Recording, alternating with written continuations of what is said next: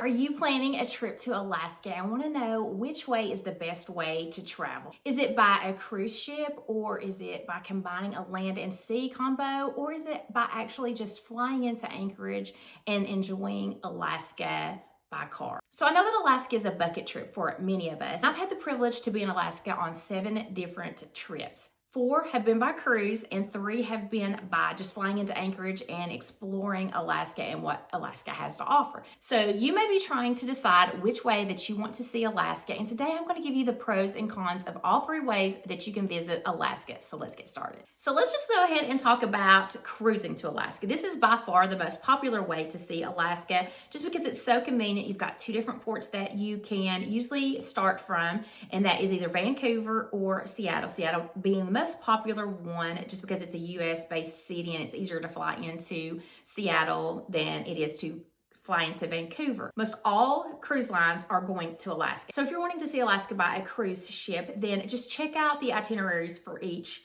one. So I've been on 4 Alaska cruises and each one has been on Norwegian just because I have liked the itinerary a little bit better. And most of your ports are going to be the same. You're most always going to go to Juneau. That's going to be where almost everybody stops at, and it can get very congested sometimes in Juneau. I know the last time we were in Juneau, I think we had 3 different ships there, and there were some pretty big ships. We were on the Norwegian Bliss, and you're almost always going to be going to Ketchikan. Those are the 2 that most everybody goes to. Now, on 2 of our cruises, we went to Skagway, and on the last 2, it was Sitka instead of Skagway. And then we also went to Icy Strait Point the last couple of times as well. So usually it's going to be Juneau, Skagway, Ketchikan. Sometimes some of those smaller ships will go to Haines as well. And most all your cruises include some kind of glacier viewing. So we have been to Glacier Bay a couple of times. Our last time, I think we were supposed to be in the Tracy Fjord area, but there were a lot of icebergs that had broken off and the captain didn't feel comfortable, so we didn't get to do some glacier viewing on our last 2 cruises. But that's okay. Just be prepared that you might not be able to go just for the conditions. To me, I feel like cruising is the cheapest way to be able to see Alaska because you have your food included on board when you're on the cruise line. The average cost of a meal for just 2 in Alaska, if you're going for lunch or dinner, is between $40 and $80, which when you start adding up those days, that can start to add up with your meal. So it is a little bit expensive to eat out in Alaska. So I feel like just for the food portion, it's going to be a little bit cheaper to cruise to Alaska. And cruising may be a way that you can kind of see the areas that you would like to see. And then maybe if you're going to go back and want to explore it by car, by flying in, then you can kind of know some of the areas. Now, the areas that you usually reach by cruise ship are a little bit different than going into Anchorage. So to me, I feel like cruising is a really good way to see Juneau because Juneau is kind of hard to get to from the interior of Alaska. And it's a really good way to see Icy Strait Point, which is a place that you can go that's kind of remote as well. And then it's a really good way to see Skagway and Ketchikan. When you're going into Anchorage, you're going to see some different cities. And of course, you can fly into Fairbanks as well if you decide to do that. But Anchorage is a little bit more accessible to a lot of the cities because it's really close to Whittier and Girdwood and Seward and Homer. One of the benefits of cruising is that you don't have to unpack. Once you get in there, you unpack one time and you don't have to worry about repacking. If you are traveling by land, a lot of times you're going to be going from one city to another and you're going to be switching from one hotel to another. So you're basically going to be living out of your suitcase as opposed to when you get on your cruise line, you can just unpack everything and not have to worry about a thing. One of the drawbacks of cruising is that you have short periods of time at your ports. So I felt like some of our ports, I think at Ketchikan, we got in at 7:30, so a lot of the shops were not open as of yet. Sometimes you get in very early and we had to leave early. I feel like we got in at 7:30 a.m. and we were leaving by 1 p.m. So not a lot of time to do things. So that's one of the things that you're not rushed when you're on land. You can spend as much time as you want to. And if you're going through the summer months, you've got a lot of daylight hours. So I saw people biking the Tony Knowles Trail in Anchorage at 10 p.m. at night. So, and it was still daylight. So you have a lot more time, I feel, and you can go at the ease and you're at your own pace and you're not having to worry about missing a ship when you do land travel. Now, one of the things that we did in Skagway a few years back was we had a lot of time. I think we had like 10 or 11 hours in Skagway. So we just rented a car there and drove and saw some of the Yukon crossing. It's a little bit the same scenery that you see if you do the White Pass Railway. So that was something that we had a lot of time, and we were just able to go at our own leisure by renting a car because we'd had enough time. Shore excursions can get pretty pricey, especially if you're doing a whale watching cruise or any kind of ATV excursion or anything like that, especially the fishing charters. They can get really expensive per person. So the cruising season for Alaska is usually at mid-April to the second week in October. So we have cruised twice in June, which was really beautiful. You still had a lot of snow. Glacier Bay was really beautiful because you had the snow beside the glacier, so it made it look even bigger. And then we've also cruised in August, and then we've also cruised at the end of September, 1st of October. We were the next to the last cruise for that season on our last one. And I think that any time of year that you go is beautiful, but I do really like the summer season, but of course cruising only happens in the summer season. So don't expect to see the northern lights while you're cruising. So another way to see Alaska is the land and sea combos. I've never done this, so I can't give you specific details about each one, but I do know that it's a possibility. I know Princess and Holland do this, where you do your week cruise, and then at one of the ports, they will take your luggage and put it on a train. You get to travel by train to some of the remote areas.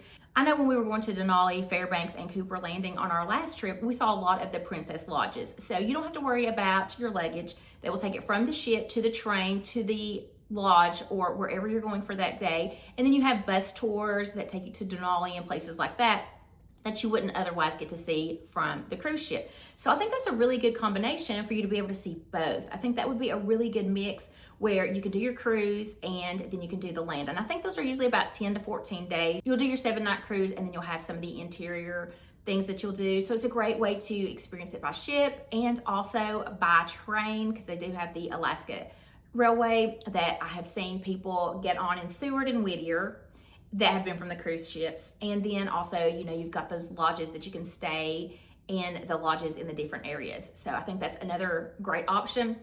Again, I only saw Princess Lodges. I didn't see anything with Holland, but I did see a lot of Holland bus tours that were going on when we were in the Denali area as well. So again, I can't tell you a lot about the land and sea because I haven't done it personally, but I know that is an option. That's something that you can check out. And I know Princess is really big on their land and sea. So if you only have about a week to see Alaska, I think cruising is your best way to go. So we're just gonna go ahead and move on to my favorite way to see Alaska. It's such a beautiful state. We just got back from our RV trip, and I just could not say, oh, that's so beautiful enough. I know that it was just repeated over and over, but everywhere you look, everything is just so beautiful in Alaska. So you can either fly into Anchorage or you can fly into Fairbanks. It's a little bit more expensive to fly into Fairbanks, and we got some really amazing deals on our flights into Anchorage. The first time that we flew into Anchorage, we stayed a couple days in Anchorage, and then we stayed at the Alakista Resort in Girdwood for a couple days. They had some really beautiful hikes. They have that tram, the sky lift that you can do there, and some restaurants. And then also we went into Whittier just to go to the tunnel, and then we found this great fish and chips place that we had to go to the second and the third time that we visited as well.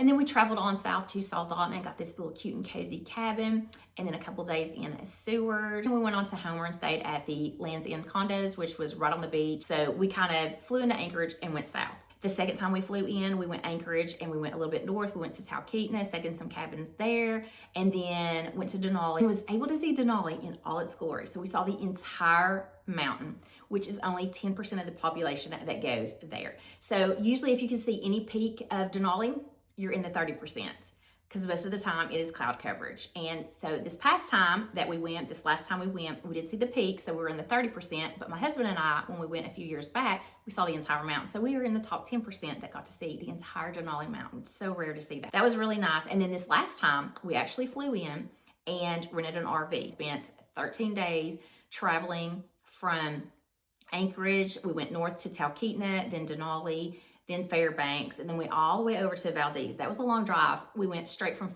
Fairbanks to Valdez, so it was a very long drive to get down there. But Valdez is such a beautiful city. It's just a small town, and it was so nice to be there for a couple of days.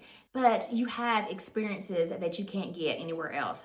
For instance, one of our trips, we did an ATV tour in Palmer, and it was 8 hours. We went through swift waters. We got to drive the ATV on beaches, and then it was so magical because we were driving the ATV, and then we went up this hill, and as we topped it, There was the Nick Glacier in front of us, and it was so beautiful. And we've also done some bear viewing out of Homer. They have float planes that take you to an island, and one year we were able to watch this bear just eating his blueberries in the middle of his home, and we're there watching him. And then the second time we did the bear viewing, we went and saw Obama and her two cubs, and they were digging for clams and eating the clams, and it was just so nice to sit there and just watch them in their elements. So those are the kind of things that you get to do when you do like a land version, because Homer is where those Alaska bear viewing are, because you've got the Brooks Falls where you'll see the bears trying to catch the salmon. They'll go there sometimes. And there's the Kodiak Islands sometimes that they go to, and Katmai Island. I think that's where we went when we saw the bears digging for their clams. And so that's why I really do like the land, because it's just less busy, less hustle and bustle, and just you get to experience a little bit more. Any way that you want to see Alaska is a great way to see Alaska. I was just giving you my personal thoughts on the trips that we've taken and what I've liked and what I haven't liked about any of them. I know a lot of people do Alaska cruises. It's the most popular way to see Alaska, and it is expensive, but it's not as expensive as going on your own. So most of your Alaska cruises are 7 days, but if you want to do that land and sea, that's usually between 10 and 14 days. But I would suggest if you're flying into Anchorage or Fairbanks, do at least 14 days. We just rented the RV for 13 days, and I just don't even feel like that was enough time. Alaska's magical, you guys, and I hope anybody that gets to go to Alaska gets to go and experience Alaska in whatever way that you want to see Alaska. So I hope that this video has been helpful if you're trying to plan a trip to Alaska and want to know how the best way to get there is. I hope that you have found some useful information from this video. And if you have, please hit that like button, you guys, and let me know in the comments below. Are you planning a trip to Alaska, and how soon? When are you going? And are you going by ship or are you going by plane? I would love to know, you guys. And I would also love to have you consider hitting that subscribe button as well. I do weekly videos on fashion, beauty, lifestyle, and travel. So those are my passions, and that's what I love to share with you guys on my channel. So hopefully I will see you again in the next one.